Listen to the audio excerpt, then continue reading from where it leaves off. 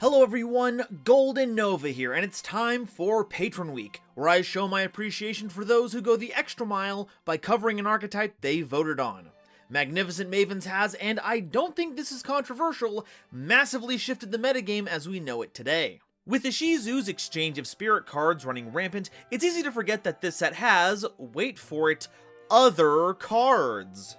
That's right, while these milling monstrosities come to us from the now chopped up Duelist of Pyrazine set, the rest of Mama is modeled after another cool OCG product, the Secret Shiny Box, which premiered a number of new cards for Sky Strikers, Mayakashis, and today's theme, Witchcrafters. Premiering in the March 2019 deck build pack, the Infinity Chasers, these whimsical weavers of magic pour their heart and soul into making all manner of artistic projects. And not that kind of, ooh, Mima knitted this together so it's full of love and affection kind of magic. No, I mean the kind that comes to life and beats the living daylights out of dragons and mermaids and what have you. And as long as you follow your passions, that magic will never cease. But before we get into the mechanics, let's get this episode started off right. We'll thumb through a catalog or two and see what we have to work with, fit them together into one classy collage, then see if there are any decorations that can accent our masterpiece. It's time to get crafty with Witchcrafters. But before we continue, make sure to subscribe to the channel if you enjoy what I do. Once we get to 50k, we'll be doing our next 5Ds video on ISHIZU, and every sub helps. Also, check out my Discord where the pogs are going out of control! And my Twitch, where you can watch me put all my lessons to the test live. And if you want to go that extra mile, join my Patreon where you can get my videos early, help us reach these video milestones, and become part of the credits like these lovely people. Thank you all so much for watching, and now, back to the video. So, what's the deal with Witchcrafters? Well, they're a series of spellcaster-type monsters of various attributes, and they focus on leveraging spells into perfecting the craft of their choice. Now, that sounds very similar to spellbooks, and you'd be right. In fact, all the themes in the Magical Nation story, which also includes Invoked, Endymion, and Magistus, all love spells and spellcasters. But what sets Witchcrafters apart are their regenerating spells. In general, during the end phase, if they're in the grave and you control a Witchcrafter monster, you can add that spell back to your hand. But you're not able to do that if you've already activated its effect in hand that turn. So you have a bit of a Burning Abyss situation on your hand. You can either discard them to fuel your Witchcrafter effects, getting them back during the end phase, or using them for their original purpose. Let's begin by covering the monsters, and to start, I'd like to point out that all the level 4 and lower ones share an effect. During any main phase, as a quick effect, you can tribute this card and discard a spell to special summon a Witchcrafter monster from your deck, giving you unprecedented access to any member of your theme. They also all have an effect in grave that can activate by banishing themselves. Witchcrafter Genie is a level 1 wind monster with 300 attack and 500 defense, and you can banish this card and one Witchcrafter spell from your grave, and this effect becomes that spell's effect when that card is activated. This serves two pretty nifty functions. One, it bypasses the hard once per turn restrictions of your spells, because technically you're not activating another copy of that spell, you're just copying it. Kind of like how Spellbook of the Master works. And because of that,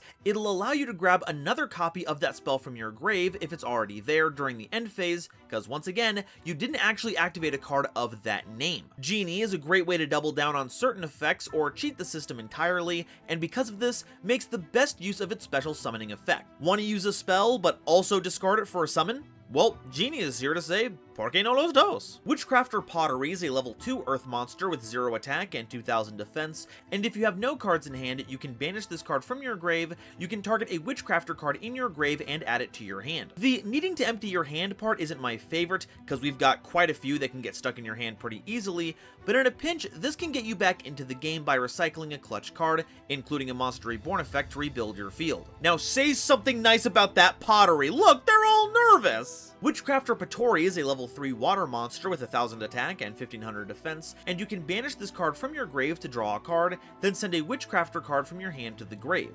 Or if you have none, banish your entire hand. Wow, talk about your Allure of Darknesses. But of all of them, I think Patori is the best. With your ability to scoop up all your spells, you are bound to have at least a few in hand to pay for this card's cost, and it can help dig you into answers or interruptions that otherwise aren't searchable. And hey, at the very least, you can have a blast teching this into Metaphys as a way to clean out your entire hand. How's that for cleansing your palate? Witchcrafter Schmidta is a level 4 fire monster with 1800 attack and 600 defense, and you can banish this card from your grave to send a Witchcrafter card from your deck to the grave. Hey, an archetypal Foolish Burial in a deck that loves having spells in grave so you can recycle them? What a deal!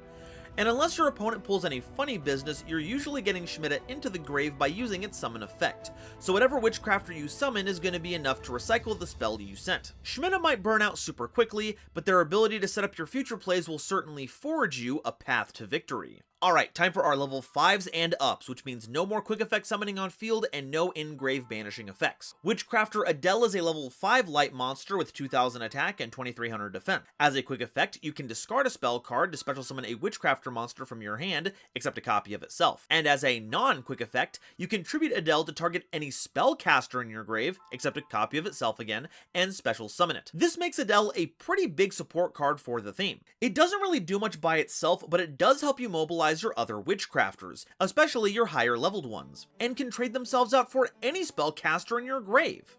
And really, it's just like the jeweler to use their craft to help the other monsters of the theme shine.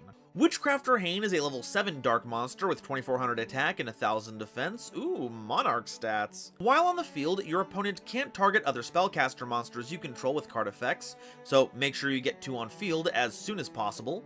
And as a quick effect, you can discard a spell, then target a face-up card your opponent controls, and destroy it, making this a discount Trident Hammerkong mix, which, hey, is fine by me. Remember, we're getting free spells back at the end of each of our turns, so once your engine is online, it's premium Trident Hammerkong. Though the lack of customization feels off-brand, because now you can't tailor Hane to your strategy. Witchcrafter Golem Maruru is a level 8 light monster with 2800 attack and 0 defense, which is half Mega Monarch stats? Anyway, when your opponent activates a card or effect that targets any number of spellcaster monsters you control, or targets them for an attack as a quick effect, you can target one card your opponent controls, or a Witchcrafter spell in your grave, to special summon this card from your hand, and if you do, return the card Aruru targeted to the hand. And once per turn during your opponent's standby phase, you return this card to the hand. It is mandatory, but it does get set up to use its effect again next turn. Aruru is effectively a kind of hand trap that you can use when any of your spellcasters become threatened. It doesn't necessarily protect your monster, but you do have the option of either compulsing one of your opponent's cards or recycling one of your Witchcrafter spells in your grave that didn't have a chance to recycle earlier. And then you have a 2800 attack beater to help push for game while it's on the field. It's really strong, but I feel like we should have gone for the prototype, Witchcrafter Golem Uwuwu, but I got a lot of pushback on that for some reason. Witchcrafter Madame Vare is a level 8 light monster with 1000 attack and 2800 defense, so that's reverse Mega Monarch stats. This is my favorite joke. Anyway, during damage calculation, if your spellcaster monster battles an opponent's monster as a quick effect, you can reveal any number of spells with different names in your hand, and if you do, your battling monster gains 1000 attack and defense for each card revealed until the end of this turn. Notably, you're not limited to revealing Witchcrafter spells, so you can make use of that lightning storm that's trapped in your hand. And as another quick effect, you can discard a spell card to negate the effects of all face-up monsters your opponent currently controls until the end of the turn. Vare is a gremlin in every sense of the word. Not only do they look the part, they spring huge stat buffs out of nowhere, and can be a mini skill drain, which is easy to summon off of any of your level 4 or lower Witchcrafter monster effects. They're always ready to throw a wrench in your opponent's game plan, so trust me, they're very powerful. Now, we haven't covered any extra deck monsters so far, and that's because, until Magnificent Mavens, we were a main deck focused archetype. But now, we have Witchcrafter Vice Madame, a level 8 dark fusion monster with 2700 attack and 2800 defense, requiring any Witchcrafter monster and any spellcaster monster as materials. And when a spell card or effect is activated, or the effect of a non-fusion spellcaster is activated as a quick effect, you can activate one of these effects. You non-targeting destroy a card on the field, special summon a level 6 or lower Witchcrafter monster from your hand or deck, or add a Witchcrafter spell or trap card from your grave to your hand. Notably, this is not once per turn, but it does work like Baylor Drock, where you can only activate one of each of these modes per turn. So, once we have Vice Madame on board, our goal is to activate this 3 times during both our and our opponent's turn to get the maximum amount of value. And thankfully, they made it really easy for us. Not only do we get multiple activations from each of our Witchcrafter monsters on the field and in the grave, because it triggers on spell effects being activated, not just cards, we can trip this with the recycling effect of our Witchcrafter spells. This fusion is basically a huge advantage engine on a big body. So once you get the cards flowing, you'll put your opponent in a vice grip. Alright, that's all our monsters, now it's time for the spells and traps. Witchcrafter Collaboration is a normal spell card that targets a Witchcrafter monster you control, and it can make a second attack during each battle phase. Also, if it attacks this turn, your opponent can't activate spell or trap cards until the end of the damage step. And one of the things I really like about this is that it doesn't specify those attacks have to be on monsters, so this could potentially swing in for a ton of damage. How useful the Ancient Gear Stun is going to be will depend on the matchup, but if the double attacker is being backed up by a big Vare boost, you can close out games on the spot. But you've heard this all before. After all, teamwork really does make the dream work. Witchcrafter Confusion Confession is a normal spell card that fusion summons any fusion monster from your extra deck, using materials from your hand or field, including at least one Witchcrafter monster. Now, this can obviously be used to make Vice Madame, but because this allows you to fusion summon for any fusion monster, you do have the opportunity to be a bit of a mad scientist. Hain, plus any other dark we have on the field, can make Starving Venom Fusion Dragon. Because we have every attribute, any fusion that requires those can be summoned, and you can even make Brave Neos using any of your low-leveled Witchcrafters. Of course, this is all just silly splashes that aren't actually optimal, but imagine throwing this out against someone just expecting you to go Vare Pass. You're gonna cause a lot of confusion with that play. Witchcrafter Creation is a normal spell card that adds a Witchcrafter monster from your deck to your hand. Yeah, it's a Rhoda. Though keep in mind, it specifically searches monsters. It's not like Engage where you can search anything. In the early parts of the game, this is integral for making sure you have the right monsters. And later on, once you've searched all the cards you need, it's a free discard to fuel your Witchcrafter effects. And bonus, the art shows how the Witchcrafters combine their talents to make their projects even better. It even makes all the clay creatures happy, how nice. Witchcrafter Holiday is a normal spell card that targets a Witchcrafter monster in your grave and special summons it. So yeah, there's your monster reborn. It combos very well with Schmidt's Foolish effect, as well as actual Foolish Burial, and being able to reborn Vare to regain access to the boosts and negate is huge. And really, I respect that. There's nothing like a good holiday to get you refreshed and back in the action. Adele really should cool her jets. Witchcrafter Draping is a quick play spell that targets spell and traps your opponent controls up to the number of Witchcrafter monsters you control, and return those targeted cards to the hand. Alright, back row removal. It does kinda bite that it's based on your board presence, but it's cool that you can target first, so even if your opponent messes with your monster count, you'll still remove the chosen cards. And while returning them to the hand does kinda suck, it also means you're not risking any effects triggering in the grave, with Waking the Dragon being the funniest, to the Tier Limit cards for something a bit more relevant, at time of recording. And because it's a quick play, you can just flip this up during your opponent's end phase to keep any rascally interaction from becoming live. It's a devastating move depending on the matchup, because you can really clothesline your opponent. Witchcrafter Unveiling is a quick play spell that special summons a Witchcrafter monster from your hand, and if you do, your opponent can't activate cards or effects in response to the activation of your spellcaster monster effects for the rest of the turn. This is another way to summon your big Witchcrafter monsters out of your hand. And if you're going for game or breaking a board, then keeping your opponent from responding to your monster effects is huge. That means no hand traps, no activation negation,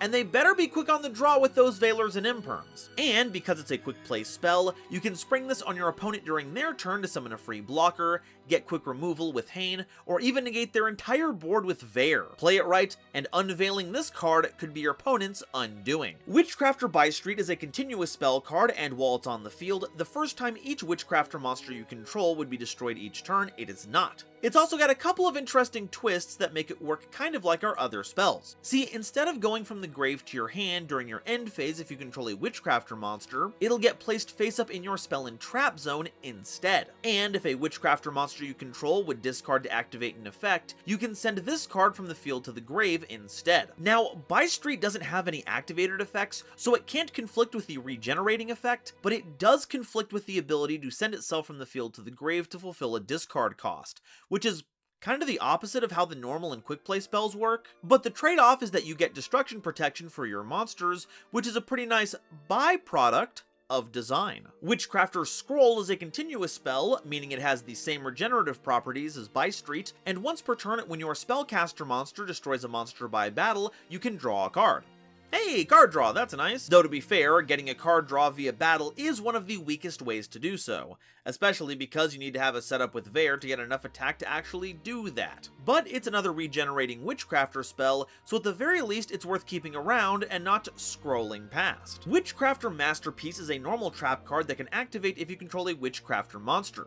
You target a spell in either grave and add one card with the same name from your deck to your hand. And during either player's turn, except the turn this card was sent to the grave, you can banish this card and any number of spells from your grave to special summon a Witchcrafter monster from your deck, whose level equals the number of spells banished to activate this effect. This one is hard to recommend, I'll admit. At the very least, its on-field effect will, at minimum, search any spell out of your deck you've previously used. A little slow since it's a normal trap card, but the upside is that if your opponent has used a spell that's on your deck list, you can then search it with Masterpiece. Its engrave effect is... well, we do want good ways to summon our higher leveled Witchcrafters, but this is not it. The 5 needed for Adele is already pushing it, but 7 for Hain, 8 for Vare? That's almost a quarter of your entire deck, and that means getting rid of the regenerating spells you need to use those Witchcrafters' effects. The best case scenario is using this to summon Genie at the cost of just 1 spell, then using your remaining spells in hand to get you back in the game.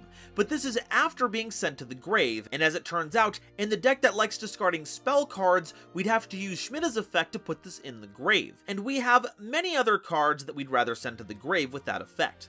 True, cards have come out since that work better with Masterpiece, but this came out without those cards to support it, so initially, this card was really bad. I know the name is referring to the golem they're making in the art, and don't think I didn't see the similarities to Magistus Theurgy. This card is not the deck's masterpiece. Witchcrafter Patronus is a continuous trap card that can target one of your spellcasters that are either banished or in your grave and shuffle it into the deck, and if you do, add a Witchcrafter spell card from your deck to your hand.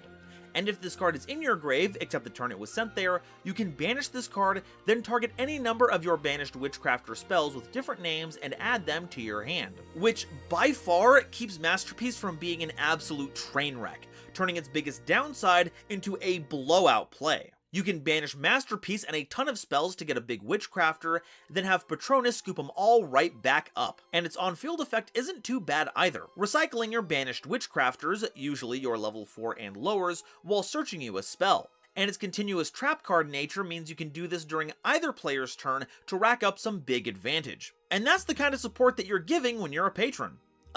Hint hint. Alright, that's all the Witchcrafter cards, but what do we do with them? Well, we lack consistent damaging options, but we do have an unbelievable control potential, keeping our hands stocked up so that we can either fuel our effects or use them for their intended utility. Combine that with the nearly limitless grind game Patronus can provide you, and you've got all the makings of an art installation that'll take your opponent's breath away. But what can we play to help them out? Well, the main way we're going to win games is off the back of Vice Madame. It generates so much value for what we're already doing, so easy access to them is key. As such, Magicalize Fusion is a great inclusion. True, we can use Confusion Confession for that, but by using Magicalize, we can use our Witchcrafters as usual, preferably our level 4 and lower ones, then banish them as material for Vice Madame, letting us double dip on their utility. And because they're banished, we can still recycle them with Patronus. On top of that, it gives us the ability to easily summon Quintet Magician, which can be a complete blowout.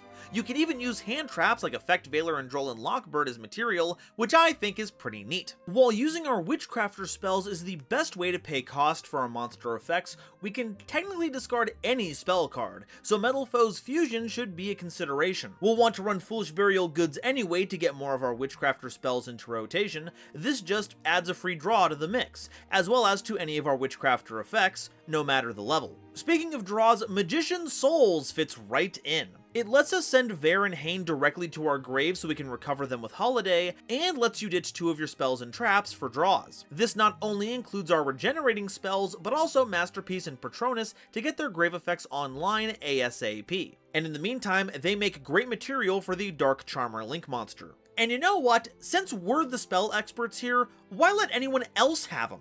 so make sure you keep Secret Village of the Spellcasters in mind. The presence of said Charmer Link monsters has made this lock a bit more difficult to maintain, but while it's active, that is a lot of cards your opponent can't use. But if you're looking for negation that's a bit less intense, Magician's right and left hands can negate your opponent's first spell and trap respectively each turn, while you control a Spellcaster monster. And bonus, it negates as a continuous effect, not an activated one, meaning it can even interrupt things like super polymerization. And if you run those cards, Magician's Restage is a great way to search them out and recycle your level 3 and lower Witchcrafters, which can then turn into any Witchcrafter. With so many spells flying around, using Selene, Queen of the Master Magician, is an easy call. Not only does it help you access the access code line in a deck that doesn't have any summoning restrictions, it can just summon back your entire archetype, which is pretty rad. Because Patronus exists, Spell Chronicle has finally found a home. If you have Patronus in handed activation, it'll be sent to the grave while you set up 5 banished spell cards. Then, the moment it turns to your opponent's turn, you can banish Patronus to scoop up all those cards, essentially ignoring any of Spell Chronicle's downsides, while helping you net a huge chunk of cards. And while this is a TCG-focused channel, I've been hit too many times in Master Duel by the Witchcrafter Grass Looks Green combo, because you can regenerate a lot of the spells you mill, as well as having a whole lot of level 4 and lower monsters who have grave effects you can access. As for a silly tech pick,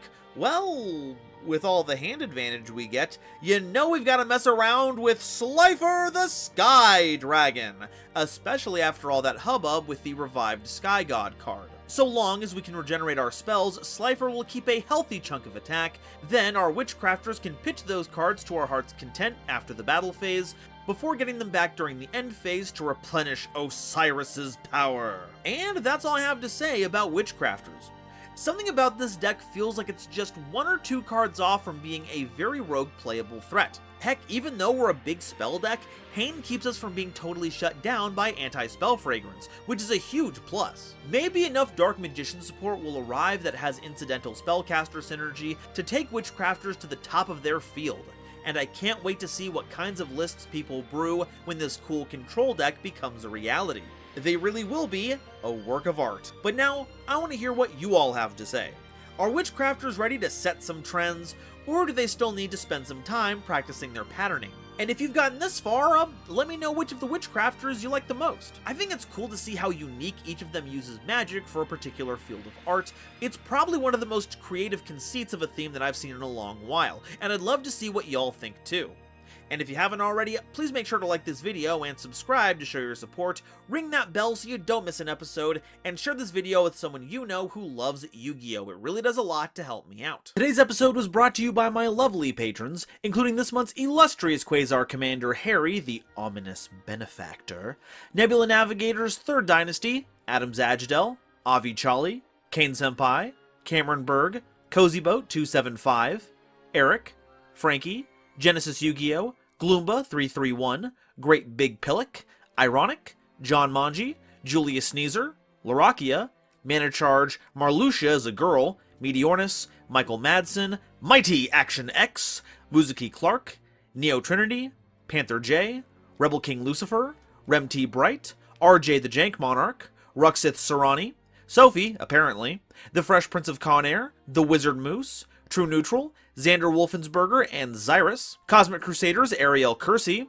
Bear Sharktopus Studios, Chaz Ghost, Chris Kessler, Corbinisms, Dallas Modeste, Emily, Eva Padilla, Howling Zangetsu, Herbal D, Jesus Garcia, Kale the Dragon, King Scarlet Yu-Gi-Oh!, Lord Whoop-De-Doo, Manga Pages, Marion James E. Picata, Matt Simmons, Nitromo, Sarah Lo Sulshi, Shaquille Solomon, Shooting Star 3300, Star-Lord 777, Super Purd, Tucker Ordorn and the Legendary Raven, as well as the wonderful Starlight Explorers you see on screen now. I'm only able to continue doing this thanks to the support of these lovely people, so if you'd like to be a part of these credits, as well as help me in my journey to cover all of Yu-Gi-Oh's archetypes, please check out my YouTube membership or Patreon links in the description to see if I have anything you'd like on offer. And if you'd like to see another video featuring a very spell-centric archetype, check out this video I made covering spellbooks. as well as their associated prophecy monsters. And if you want to see two Yugi tubers going at it, check out Noah Jenkinai's latest series progression polls, where your voice shapes the format. Thank you all so much for watching, and I'll see you next time. Bye-bye.